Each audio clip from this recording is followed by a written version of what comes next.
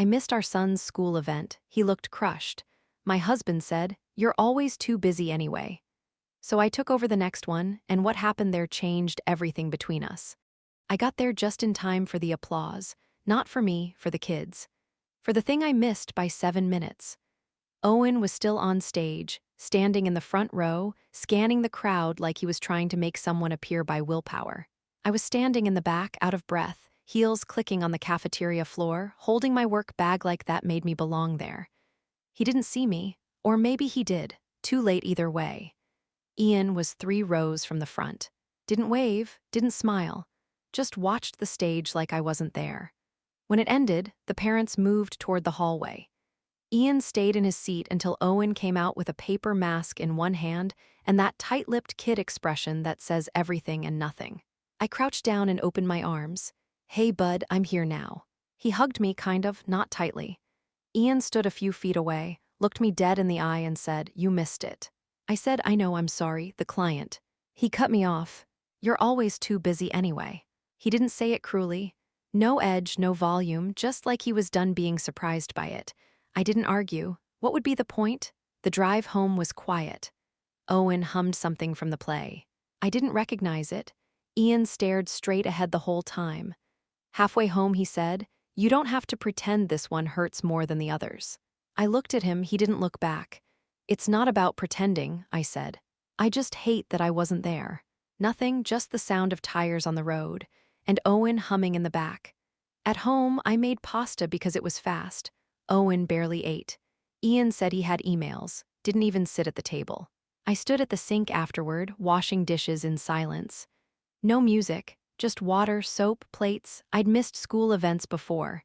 This wasn't new, but something about this time felt different, like I'd finally broken something I couldn't fix. Later that night, I found the program in Owen's backpack. His name was next to a line, Tree 3 group poem. I didn't even know there was a poem. There was a handwritten note from his teacher stapled to the back. "Owen did a great job today. He was very proud of his part." I just sat there holding it. When I got in bed, Ian was already scrolling his phone. "He seemed okay," I said, quieter than I meant to. "He's 7, he said. "He bounces back." I turned off my light, laid there in the dark. I didn't fall asleep for hours. It wasn't guilt, I know guilt. This was different. Sharper, I didn't have a name for it yet, but it felt like something had shifted, something small. Permanent, like a door quietly closing behind me. You don't see the cracks right away. Not when you're busy trying to keep the whole thing standing. You notice them later, in the quiet. When nobody's talking and nothing's technically wrong, but something still feels off. Like a room that's been emptied and locked but still makes noise. That's what it felt like with Ian after the school event. Not angry, not cold, just off. He still asked if I needed coffee in the mornings. Still sat beside me during Owen's bedtime stories. Still sent me articles he thought I'd like, though they started feeling more like gestures than actual interest. I went through the motions too. Picked up dry cleaning, ordered groceries, replied with hearts to his texts. From the outside, nothing looked broken, but I could feel the tension living under every routine. Like we were both holding something but pretending our arms were empty. I started replaying things in my head, not big moments, small ones. Times I rescheduled meetings to make pickup. Times I stayed late and asked him to handle dinner. Times I promised, next time, and then didn't follow through. I could see the pattern. Not just of me being spread too thin, I already knew that, but of Ian slowly stepping back. Not suddenly, not dramatically. Just enough that I hadn't noticed the space growing between us until I tripped over it. There was a time when he would have called me mid-meeting to say Owen had a fever. Lately, I found out after the fact. There was a time when he would have waited up for me after a late work dinner. Now, I came home to a dark kitchen and a note. Put him down early. He was tired. It wasn't passive-aggressive, not exactly, more like resigned. He wasn't punishing me, he just stopped expecting me to show up. One night after Owen was asleep, I asked him, "Do you think I'm missing too much?" He didn't even pretend to need context. He shrugged. "You've always had a lot on your plate." That used to be a compliment. Now it felt like a quiet accusation, like he was done making room for my plate. I didn't push. I could feel that this wasn't a conversation we could have in one sitting.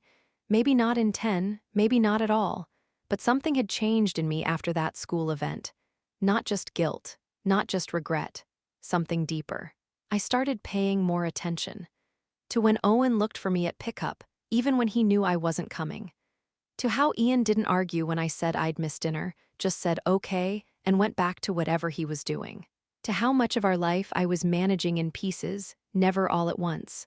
I wasn't falling apart. I was functioning just fine. That was part of the problem. People think burnout looks like chaos. But sometimes it looks like order held too tightly. I was tired of holding everything so tightly. A few days later, a school email popped up. Subject line, Science Fair March 18th. I didn't think, I didn't ask. I just opened my calendar and blocked the whole day. And maybe that doesn't sound like much, but to me, it felt like a declaration. I was going to show up this time, all the way. Even if it was already too late to fix what I'd missed. The subject line was ordinary, Science Fair March 18th, sent from the school office. No exclamation marks. Just dates, set-up times, a reminder to supervise your child's project. I read it 3 times. Then I opened my calendar and cleared the day. Not just the morning, the whole day. No meetings, no Zoom calls, no backup plans. I didn't tell Ian. That night I brought it up at dinner casually. Owen, there's a science fair coming up. Want to do it together? He looked up mid-bite, like build something. Exactly. His eyes lit up. Can we make a volcano? Of course we can. Ian said nothing, just chewed. I worked late that night after Owen went to bed. Emails, Slack threads, a proposal deck due by Friday. But it felt different, like I was buying myself space, not borrowing it. At some point, Ian walked past my office. Paused in the doorway. You know you don't have to overdo it, he said. I looked up. I'm not, I said. I want to do this one. He nodded once and left. That was it. No sarcasm, no fight. But something about his tone stuck with me. Like I was trying too hard to fix something he'd already adjusted to. The next few days, Owen and I got to work. We watched videos, bought supplies. He scribbled plans in a notebook while I researched how to make baking soda explosions last longer than 2 seconds. We made messes in the kitchen, talked about lava and tectonic plates and why real volcanoes don't use red food coloring. He was all in. Focused in a way I hadn't seen in a while. I didn't realize how much I'd missed seeing him like that, present, proud, unfiltered. Ian watched from a distance. He wasn't rude, just uninvolved.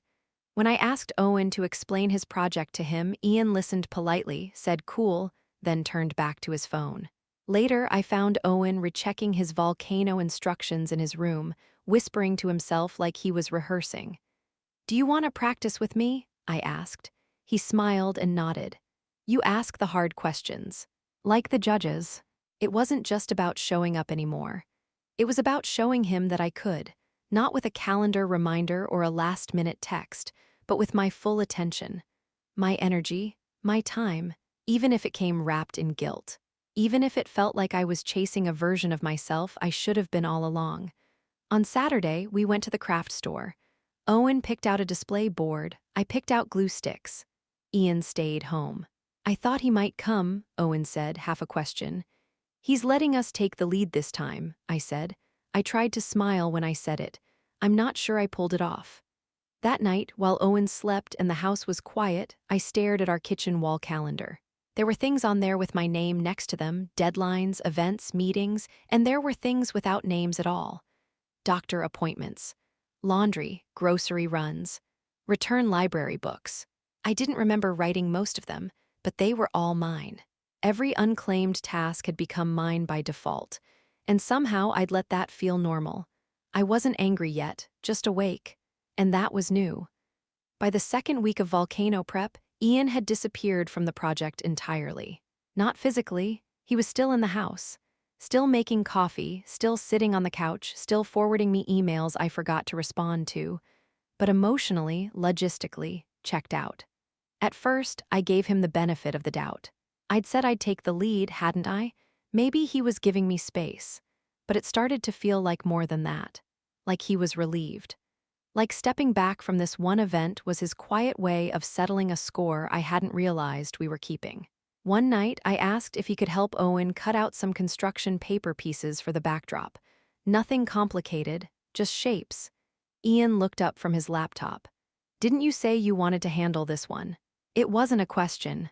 I said I meant I'd be the point person. I didn't mean I'd be doing every part. He looked at me for a second, then said, "Okay," and went back to typing. He never moved from the couch. I cut the pieces myself. It wasn't just about the volcano. It was everything around it. Bedtime stretched later because Owen had questions. The kitchen stayed messy longer because the project took over the table. The laundry piled up. The groceries were late. I was still managing work in between all of it. Ian didn't offer. He didn't step in. Not even to say he was busy himself, just absent. Passive. I think he believed he was being neutral, that he wasn't doing anything wrong. Technically, he wasn't. That's what made it worse. Owen didn't complain, but I noticed the difference. He stopped asking Ian to look at things, started bringing everything straight to me. "Do you think the judges will like the lava color? Can you help me practice my script again? Can I wear the red shirt for the science fair?" Me, always me. Part of me felt proud that he was coming to me, that he trusted me with this. But another part of me felt the weight of it. And I kept wondering if Ian noticed that shift, if he cared. A few nights before the fair, I found Ian scrolling in bed while I was getting ready to crash. I was dead tired, eyes burning from staring at glue and paper for too long. I said, "You haven't really been involved." He shrugged. "You said you wanted it. You didn't even ask what the project was." He put his phone down, finally looked at me. "You're always saying you want to be more present. I thought I'd give you the space." I wanted to ask when giving space started to mean doing nothing. But I didn't. I just nodded. I went asleep with that sentence still playing in my head. "You said you wanted it." The next day, Owen asked if Ian would be at the science fair. "Of course," I said. "You think he'll get there early. I'll make sure of it." I didn't know if that was true, but I said it anyway. That night, I prepped Owen's outfit and packed his project supplies into a box with labels. I checked the checklist twice. Ian walked past the kitchen, glanced at the mess of poster board and glue sticks, and said, "You really went all in, huh?" Something about the tone, like I was overcompensating, like the effort itself was an inconvenience. I didn't answer. Just kept taping down the corners of Owen's volcano base. We'd been married 9 years. I knew what his silences meant. This one wasn't new. It was just louder now. I didn't need Ian to throw himself into papier-mâché or build a foam mountain. I didn't expect him to learn the project script or memorize the talking points. But I wanted him to want to be part of it, even just a little. Not for me, for Owen. That part's what got to me. The way he was so comfortable sitting out, as long as it proved a point I hadn't realized he was still trying to make. He was making me the lead, sure, but also the default. I could feel the line he'd drawn. "You want to be in charge? Fine, be in charge." It wasn't said aloud. It didn't need to be. On Thursday, I emailed Owen's teacher to confirm setup time. She responded with a smiley face and a quick "Owen seems really excited. We're glad to see you both participating."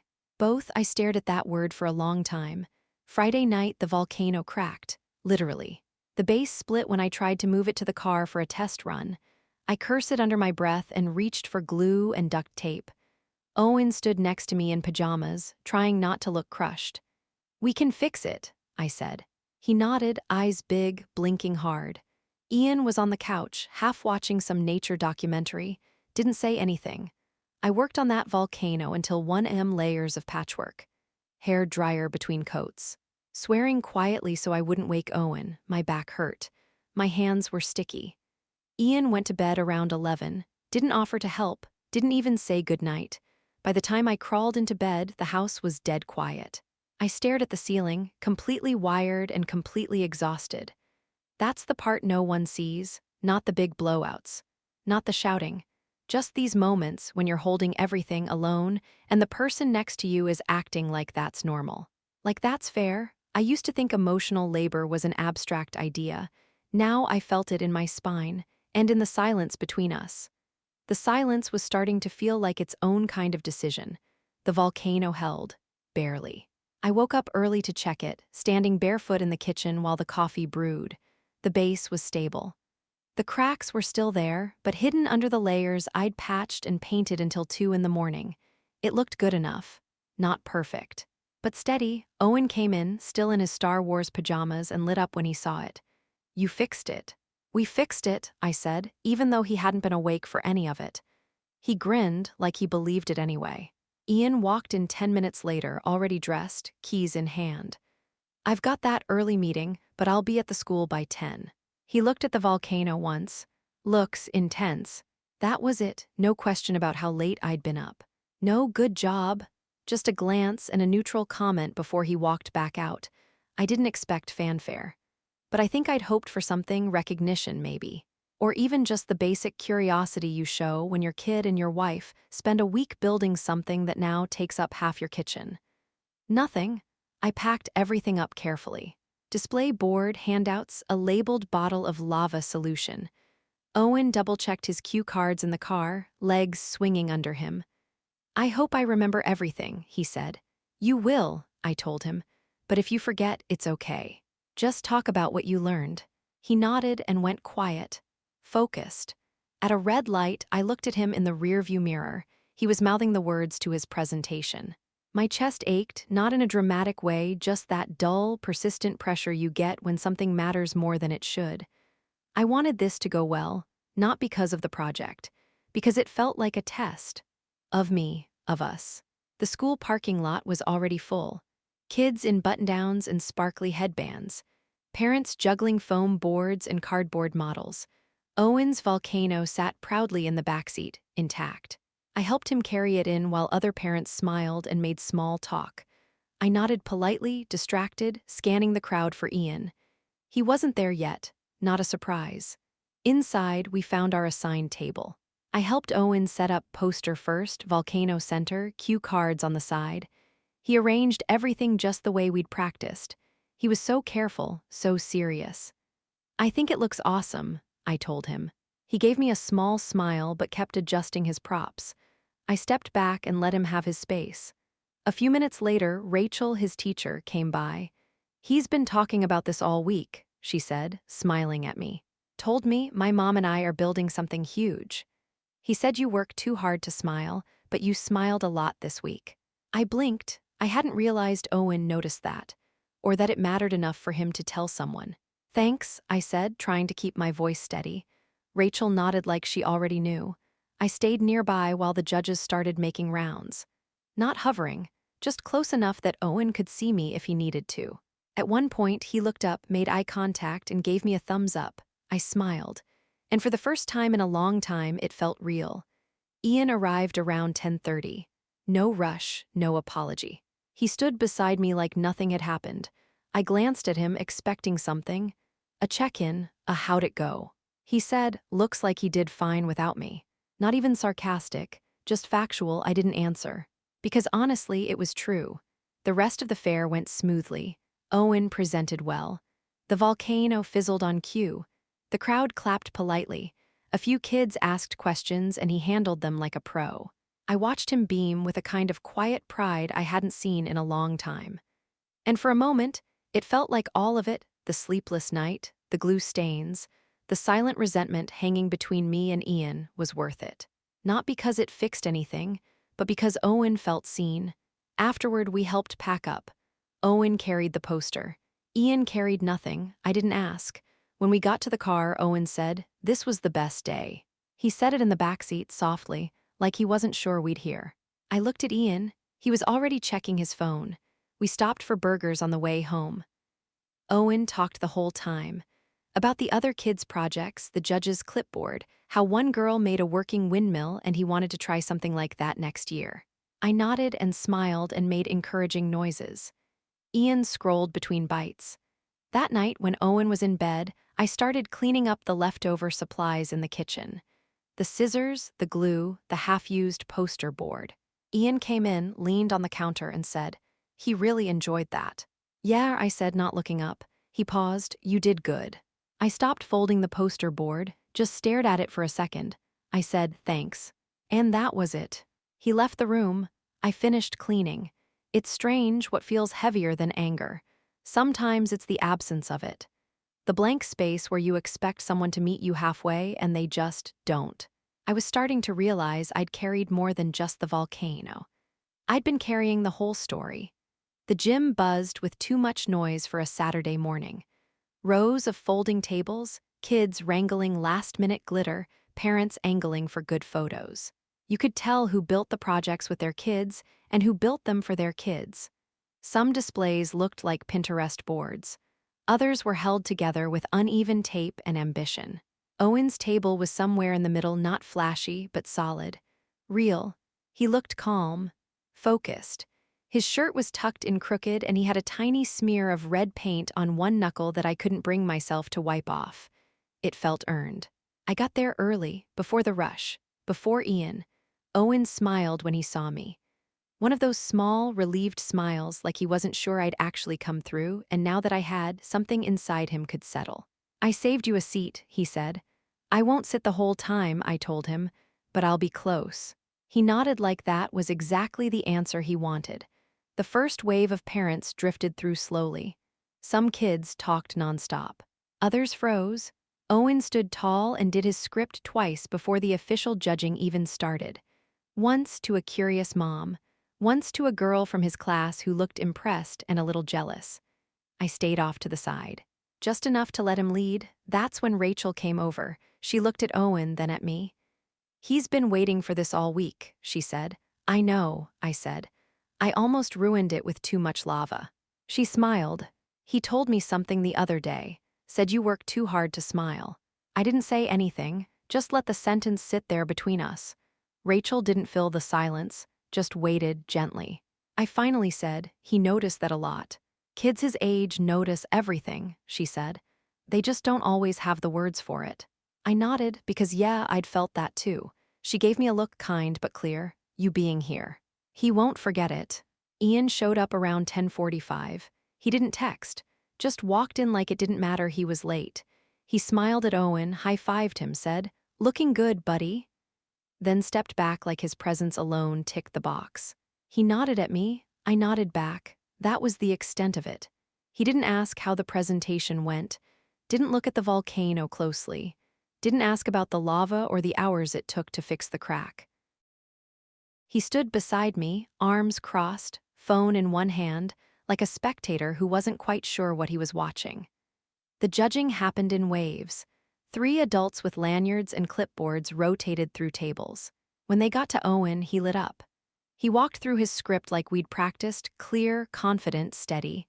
When the baking soda erupted, the foam rose a little less than expected, but he adjusted. Explained why. Improvised, even. I watched his face when they nodded. He looked proud, but also relieved. Like the work was behind him now and it had gone okay. More than okay. I didn't cheer. I didn't clap. I just caught his eye and smiled. And this time, he smiled back. After the judges moved on, Ian leaned over and said, "He did great." "Yeah," I said. He added, "You must feel better about missing the play now." I turned my head slowly. "That's not how that works." Ian shrugged, just saying, "You made up for it." I didn't reply, because that wasn't the point. And if he didn't get that by now, I wasn't sure he ever would. The fair started thinning out after noon. Kids tugged their parents toward the exit. Tables were half empty. The air smelled like glue and Capri Suns. Owen helped clean up, carefully folding his poster like it was sacred. I offered to carry the volcano. He said, "No, I got it." We walked to the car. Ian lagged behind, answering a call, trailing us by a full 10 steps. I didn't wait for him. On the drive home, Owen talked a little, but mostly stared out the window. One of his shoes was untied. He'd scuffed the toe of his sneaker somehow. When we pulled into the driveway, he said, "Do you think they'll hang up my picture?" "What picture?" "For the photo table." I hadn't seen it. I hadn't known there was a photo table. "They had one in the hallway," he said. "We turned in pictures last week, just one we liked." I blinked. "What did you pick?" He shrugged. "It was one Dad took, me and him in the backyard." I said he was my hero. I didn't respond. I helped him carry the volcano inside and set it gently on the dining table. Then I went back outside, sat in the car for a few minutes longer than I needed to, and just breathed. You don't notice how far away you've gotten until you see how close they are without you. I didn't know there was a photo table. Not until the next day, when I dropped off Owen's water bottle, the one he left behind in the shuffle. The school was quieter without the science fair chaos. Just the usual low hum of kids somewhere in the building and the sound of sneakers squeaking down the hall. Rachel waved when she saw me. She was walking out of the staff lounge with a folder tucked under her arm. "Glad you came by," she said. "Owen left a jacket too, I'll grab it." While she went back inside, I waited near the front hallway. That's when I saw it, a folding table set up along the wall. Half a dozen photos propped up on small stands. A paper sign taped to the front that said, "My Hero, Room 3 Submissions." I didn't even have to get close to know what I was about to see, but I walked over anyway. Second photo from the left, Owen, maybe 5 or 6 in the picture. Backyard. Sunlight slicing across half his face. His hands were dirty, garden dirt, probably. Ian kneeling next to him, holding up a small plant like they'd just put it in the ground. Caption underneath, "My dad helps me grow stuff. He's my hero." I stared at it for a long time. Not because it was surprising, it wasn't, but because it felt like a confirmation of something I hadn't wanted to admit. I didn't even know that photo existed. He hadn't told me he submitted it. He hadn't mentioned the table. He hadn't offered to let me be part of any of it. And yeah, maybe it was just a second-grade thing, just some school activity where kids wrote a sentence and picked a snapshot. But it didn't feel small. It felt like a snapshot of our family, edited down to what Owen saw most clearly, the person who was there. Rachel came back with the jacket. I folded it over my arm, said thanks, and left quickly. Didn't trust my face to stay as neutral as I wanted it to. Back in the car, I sat there with the photo still in my head, the dirt on Owen's hands. The way Ian had looked, casual, present, smiling. That photo was probably taken on a Saturday. I was probably working. Not because I didn't care, but because I believed, still do, honestly, that part of being a good parent was showing up to life with some version of stability. I just didn't realize that sometimes showing up meant literally showing up. Not funding the house. Not scheduling the dentist. Not juggling 100 moving parts so everything runs. But standing in the yard next to your kids, smiling. That's the part Ian figured out before I did. He'd been quietly building moments like that, and I'd been managing everything else. It's not that I resented the photo. I didn't. I resented how invisible I felt standing in front of it. Like I was somewhere behind the lens, just out of frame, always out of frame. Later that night, I brought it up. Sort of. Owen was already asleep. We were sitting in bed, Ian watching some show I wasn't following, me pretending to scroll, but mostly just staring at the same notification. I said, "You submitted a photo for that hero thing." He nodded without looking up. "Yeah. Owen wanted to use that one from the backyard. You didn't think to tell me." He finally looked at me. It was for school, not a big deal. I paused. It kind of was, actually. He didn't answer. Just turned the volume down one notch like that was a compromise. I didn't push it. There was nothing to argue. He hadn't done anything wrong. And that was the worst part. He hadn't done anything wrong. He just stopped considering me part of those kinds of things. Not out of spite, just out of habit. I used to think being dependable was the same as being important. Now I was starting to realize they weren't even in the same category. I saw it by accident. The kind of moment you're not meant to catch. The kind that only stings because you weren't looking for it. It was a few days after the science fair. I got to school pickup early, earlier than usual. Owen's class wasn't out yet, so I stood near the side gate, scrolling on my phone and pretending not to notice how many parents already seemed to know each other. That's when I saw Ian.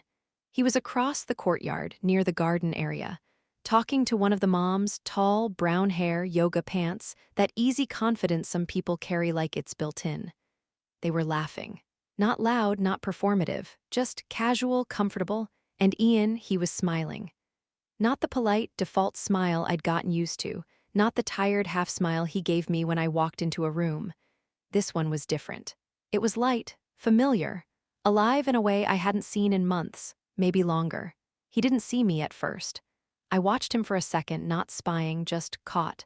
Like when you overhear your name in a conversation and instinct makes you freeze. Then he turned, saw me, and I watched his face shift in real time. Smile gone, shoulders straightened, back to neutral. He gave me a small wave, walked over like he'd just remembered we were married. "Didn't expect to see you," he said. "I was early."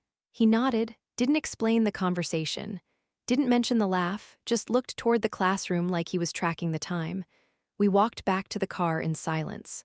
Owen had run ahead, already buckled in. Ian said, "You okay?" I said, "Yeah." That was it. Later that night, I thought about that laugh again. The way his face looked. How at ease he seemed. It wasn't about the woman. It wasn't jealousy. It wasn't suspicion. It was recognition. That version of him, the one who could still lean against a fence and laugh like he wasn't carrying anything heavy, I hadn't seen him in a long time. And he didn't look like that around me. Not anymore. When was the last time he laughed like that with me? I couldn't remember. Maybe it was a dinner years ago. Maybe a trip. Maybe one of those post-Owen nights when we still tried to carve out space for each other. But those moments had stopped being the default. They'd become scheduled, controlled, quietly optional. I don't think he meant to hurt me. But something about that shift, that automatic switch between who he was with her and who he was with me, made something settle hard in my chest. It's not that I wanted to be the woman he was laughing with. I just didn't want to feel like a job he clocked in and out of. He used to light up when I walked into a room. Now he looks up, acknowledges me, and returns to whatever he was doing. I stopped being the person he reached for, started being the person he navigates around. That night when we got into bed, I tried to find a version of the question I could ask without sounding petty. But there wasn't one. So I didn't ask it. Instead, I said, "You seemed happy earlier." He glanced up. "When?" "At pickup." "Oh." "Just talking to Olivia, her kids in Owen's class." He didn't elaborate, I didn't press. He added, "We were just laughing about something one of the kids said." I nodded. He looked at me for a second like he was deciding whether to say more. Then he turned off his lamp. "Good night." I laid there staring at the ceiling. Not jealous, not angry, just aware of the distance. And the fact that I didn't know how far it had stretched until I saw his smile land somewhere else. Lena doesn't sugarcoat anything. She's not mean about it, just allergic to bullshit. Always has been. So when I told her about the science fair, the photo table, the whole thing with Ian and the other mom, she didn't do the polite sister thing. She didn't say, "Maybe he's just stressed," or "That must have been hard to see." She sipped her iced coffee, leaned back in her chair and said, "You've been making his life easy. That doesn't mean he's grateful, just comfortable." I blinked. "Come again. You carry everything, so he gets to float. That's the deal you made. Now you're shocked he's enjoying it." "I'm not shocked." "You sound shocked." I paused. "I just didn't expect it to be so easy for him to check out." Lena raised an eyebrow. "Why not? You've been covering for him for years. If the system works for him, why would he mess with it?" We were at this little place near my office. One of those cafes with overpriced pastries and not enough chairs. I'd asked her to meet me for lunch. Told myself I just needed to vent. But deep down, I think I wanted someone to say what I wasn't ready to admit. And Lena, she never misses the chance. "You think he resents you," she said. I hesitated. "Maybe." She leaned in. "Does he say it?" "Not directly. But you feel it." I nodded. "Okay, so what are you gonna do with that?" "I don't know." "You can't keep waiting for him to wake up, and thank you for managing his life. That ship sailed, and he's probably on the damn deck chair, sipping something cold." I laughed, not because it was funny, just because it hit too close. She softened a little. "Look, I'm not saying blow up your marriage.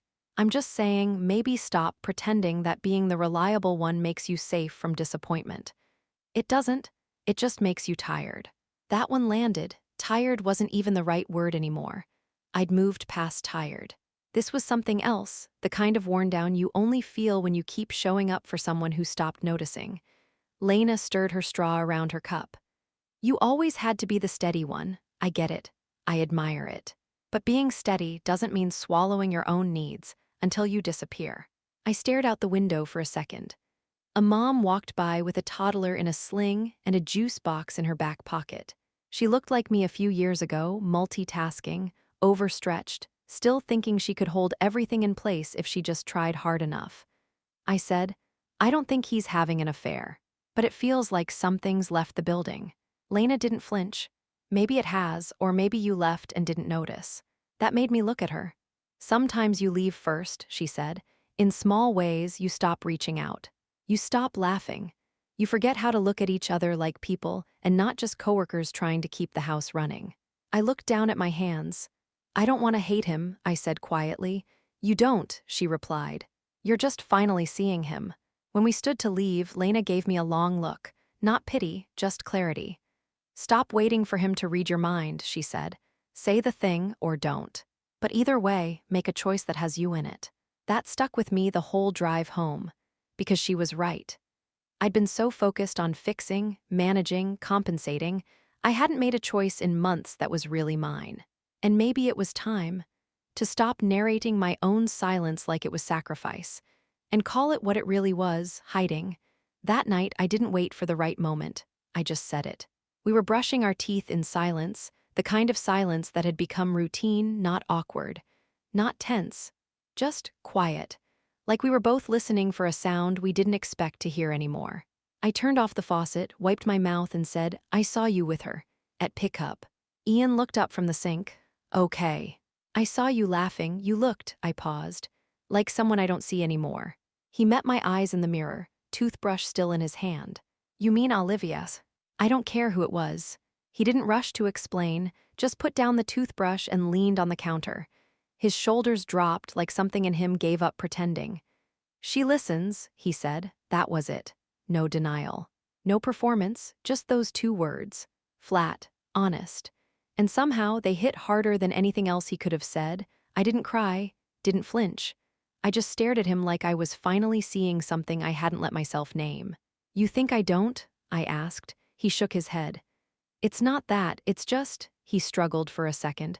You're always busy, always holding 20 things at once. I don't want to add to your pile. I let that sit. You didn't add to it, I said. You just handed me yours and walked away. He swallowed but didn't argue. We sat on the edge of the bed, not looking at each other, just quiet. Not because we didn't have anything to say, but because it felt like anything we said now had to be real. And that's harder than silence. I never stopped showing up, I said, even if it wasn't always perfect. I know, he said. And I never made you small. You made yourself small and blamed me for it. That one landed. I could tell. He flinched just slightly, then looked down at his hands like they might explain something to him. I didn't know how to say I felt left behind, he said finally. You didn't say it, I said. You just made sure I'd feel it too. There was no shouting, no slammed doors. Just the kind of honesty that makes your stomach tighten and your hands go still. I don't want to keep doing this, I said. What does that mean? He asked. Not defensive, just quiet. It means I don't want to keep being the person who holds the whole house together while pretending I'm not falling apart. I don't want to keep pretending this version of us is okay. Ian didn't respond right away.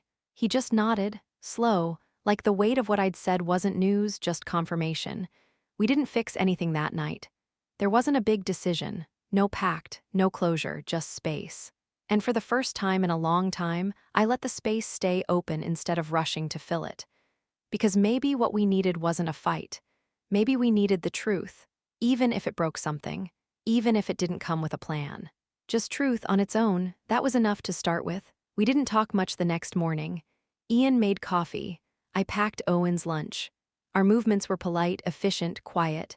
Not cold, just stripped down. Like we'd both agreed to stop pretending, but hadn't figured out what came next. Owen didn't seem to notice. Or maybe he did and just didn't say anything. He hummed while tying his shoes, asked if he could bring his volcano poster back to school to show Rachel one more time. Sure, I said. He beamed like I'd handed him a trophy. After drop-off, I sat in the car for a full 15 minutes with the engine off. No music, just hands on the wheel, eyes fixed on nothing. My calendar was open on my phone. Normally, this is when I'd review the day, calls, meetings, reminders, to-do lists I pretended were manageable. Instead, I started deleting. One by one. Anything that wasn't essential. Anything I'd said yes to out of habit, guilt, or obligation. Gone. It wasn't a breakdown. It wasn't some grand, defiant gesture. It just felt overdue. I wasn't leaving my life. I was changing the terms. I stopped at a bookstore on the way home. Bought Owen a simple drawing kit and myself a paperback I probably wouldn't finish. It felt like reclaiming 2 square inches of space in a house that had swallowed me whole. When I got home, I didn't clean the kitchen. I didn't start dinner early. I didn't send Ian a check-in text. I sat outside with a cup of tea and read the first 3 pages of a novel in silence. No emails. No Slack notifications. No noise, just mine. For the first time in months, I didn't remind Ian about anything. Not the trash, not the laundry, not Owen's spelling test, not the overdue Amazon return sitting on the table for a week. I said nothing. I wanted to see what he did when I stopped carrying the part of the marriage that wasn't mine. That night, I told Owen he could use the kitchen table for his drawings. He looked surprised. "Won't that mess up dinner? We can eat somewhere else." He spread his papers out like it was a new world. I watched him sketch a dinosaur with impossible teeth and wobbly arms. He looked up at me and said, "Are you happy now?" I didn't smile, I didn't lie. "I'm working on it." He nodded like that made sense to him, like he didn't need more. Then he went back to his drawing. Later, Ian walked in, saw the art supplies on the table, and paused. He looked at me, then at Owen. Then he said, "We eating in here?" "No," I said, "not tonight." I handed him a plate. He didn't argue. We ate on the couch. Owen sitting cross-legged on the floor. No TV, no distractions, just us. Quiet, uneven, but real. That was the beginning, not of fixing things, just of making room for something new, something that didn't require me to carry it all. Ian didn't ask any questions at first. He didn't say much at all, actually.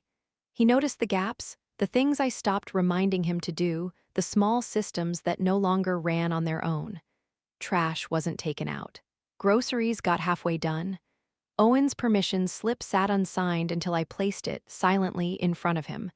But I didn't fill in the blanks. I didn't swoop in. I just let the messes sit.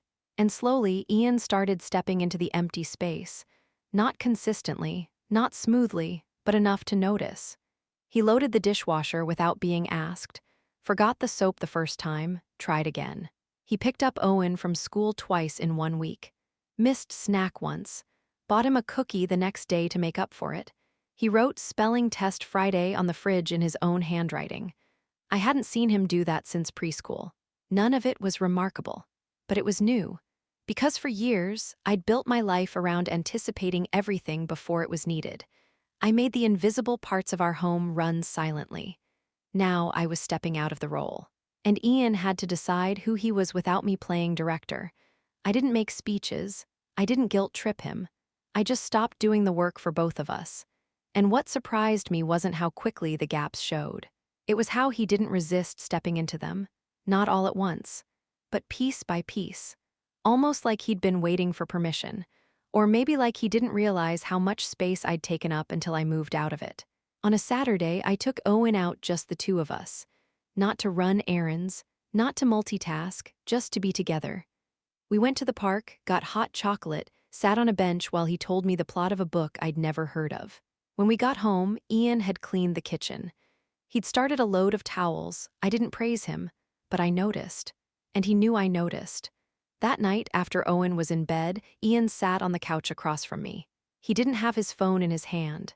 He said, "I've been thinking about what you said, about not wanting to play this version of yourself anymore." I didn't say anything, just waited. He took a breath. "I think I got comfortable. You made it easy to check out." I kept waiting. "I resented you for being the one who had it all together," he said. But really, I just felt small, like nothing I did mattered. Still, I didn't speak. "I know that's not fair," he added. "I know I made myself that way, and then blamed you for it." I finally said, "Okay." Not to let him off the hook, but because I wasn't going to rescue him from sitting with it. He looked at me for a long time, not asking for anything, just sitting in the truth of what he'd said. And for once, I didn't feel like I owed him anything in return. No comfort, no fixing, no emotional translation, just space. It felt like power. The quiet kind. We didn't call it a reset. There was no moment where we sat down and declared some new beginning, no redefinition of rules. No vows to do better, things just shifted. Slowly, subtly, but undeniably. Ian started showing up differently, not loudly, not for credit. He was just there, more often, more fully. He didn't wait to be told what needed doing. He just noticed, took the lead when it made sense, stepped back when it didn't. He drove Owen to school twice that week, didn't announce it, just handed me coffee and said, "I got him today." I let him, and I didn't feel guilty for it. We started talking more. Not big talks, not therapy-level breakdowns, just real conversations that didn't end in silence or one of us retreating. He told me he was applying for something new, a different position at work. "It's not a huge change," he said, "but it feels like mine." I nodded, "That's good." And it was, not because of the job, but because he was finally making moves that didn't depend on me to validate them. Owen noticed too. Not in words, but in how he moved. He was lighter, quicker to laugh, less hesitant when asking for help from either of us. One morning, he spilled juice all over the counter. Ian grabbed paper towels without a sigh, cleaned it up. No lecture, no eye roll. Owen smiled and said, "Thanks, Dad." I just watched. We weren't a new couple. We were still us, with all the scars and residue that come from years of imbalance. But something real had returned. Respect. Not the loud kind. The kind you feel when someone pays attention, when they hold up their end without needing applause, when they see you and adjust. One night, I stood outside after dinner while Owen drew with chalk on the sidewalk. Ian came out with 2 cups of tea. He handed me one, sat next to me on the step. We didn't say much. But for once, it didn't feel like we were avoiding anything. It felt like we'd survived something we didn't even realize we were in, not by force, but by finally stopping the quiet bleed between us and choosing to turn toward each other instead of away. Thank you for watching. Please do not forget to like, comment, share, and subscribe. I love you all.